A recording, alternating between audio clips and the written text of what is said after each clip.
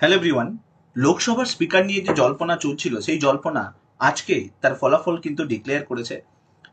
Recently লোকসভার যে 18তম Lok Sabha session যেটা চলছে, আজকে লোকসভা স্পিকারের ইলেকশন ছিল, নির্বাচন ছিল।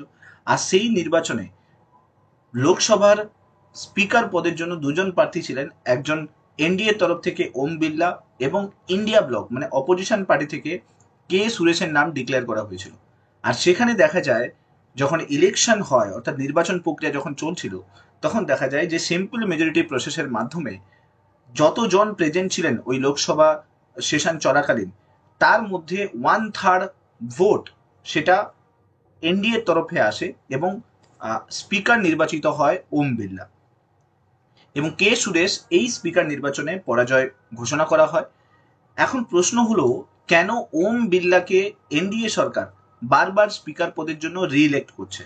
দেখুন, এনডিএ সরকার গত 2 বছরে দুটো যে লোকসভা সেশন গেছে, সেই লোকসভা সেশনের দিকে যদি আমরা দেখি, তাহলে আমরা দেখতে পাবো যে এই ওম বিড়লা অনেকবার বায়াসড ডিসিশন নিয়েছে। কখনো 155 জনের ওপরে এমপিকে সাসপেন্ড করেছে বিরোধীদের। তারপরেও আমরা দেখেছি মাঝে মাঝে স্পিকারের কাছে যে পাওয়ার রয়েছে সেটাকে মিস ইউজ করতে। যেরকম ভাবে আধার বিল যেটা, সেটা মানি বিল হিসেবে লোকসভাতে পাস করানো হয়েছে।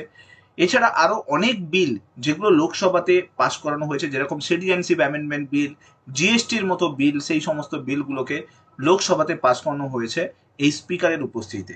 এবং বিভিন্ন ক্ষেত্রে দেখা গেছে যে সমস্ত বিল লোকসভাতে পাস হওয়ার সম্ভবই নয়, সেই সমস্ত বিলও স্পিকারের মাধ্যমে এনডিএ সরকার লোকসভাতে পাস করিয়েছে। সো এখান থেকে বোঝাই যাচ্ছে যে এখন এই যে ওম বিড়লা যিনি লোকসভার স্পিকার হয়েছেন, সেটা এনডিএর একটা খুব বড় চাল। কারণ এই লোকসভা স্পিকারের মাধ্যমে এনডিএ ভবিষ্যতে অনেক আইনের পরিবর্তন আনতে চলেছে এবং যেটা শুধু দেশের জন্য নয়, সেটা সবকিছুর জন্য হতে পারে বা বিরোধীদের জন্য হতে পারে একটা আশঙ্কাজনক পরিস্থিতি।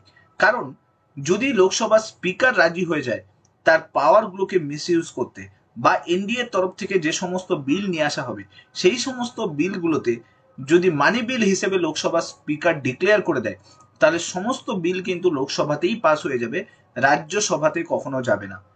যদিও অপোজিশন পার্টি বা বিরোধী পক্ষ এইবারে একটু স্ট্রং রয়েছে গত দুটো লোকসভা সেশনের তুলনায়, তো এখানে বলা যেতে পারে যে হতে পারে ভবিষ্যতে বিরোধী পক্ষ এনডিএর এগেনস্টে যাবে।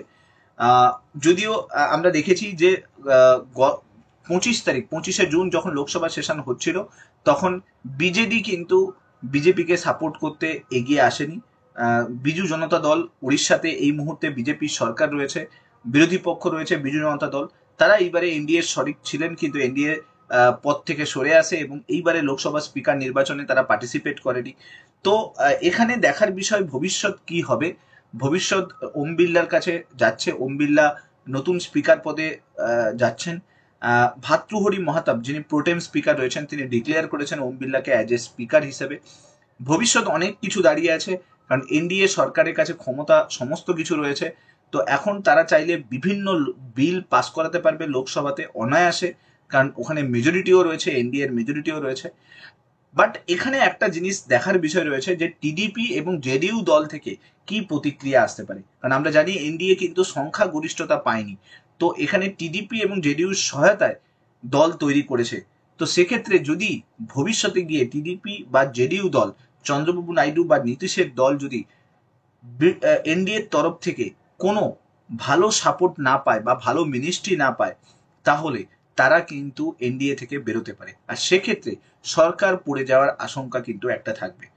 এখন দেখার বিষয় যে এনডিএ এই যে লোকসভা স্পিকার পদে ওম বিড়লাকে যেটা চুজ করানো হলো, বা এনডিএ ওম বিড়লাকে যে সমর্থন করলো, সেখানে টিডিপি বা জেডিইউর প্রতিক্রিয়া কি হবে, ভবিষ্যতের দিকে চোখ থাকবে আমাদের। ভিডিওগুলো যদি আপনাদের ভালো লাগছে তাহলে লাইক করে দেবেন, চ্যানেলটাতে যদি নতুন হয়ে থাকেন তাহলে মাস্ট সাবস্ক্রাইব করে নেবেন, আর এরকম ভিডিও দেখার জন্য বারবার চ্যানেলটাতে ফিরে আসতে ভুলবেন না। আপনার ওপিনিয়ন কমেন্টে জানাতে ভুলবেন না। Thank you so much. Next ভিডিওতে আপনার সঙ্গে আবার দেখা হচ্ছে। Till then, bye by.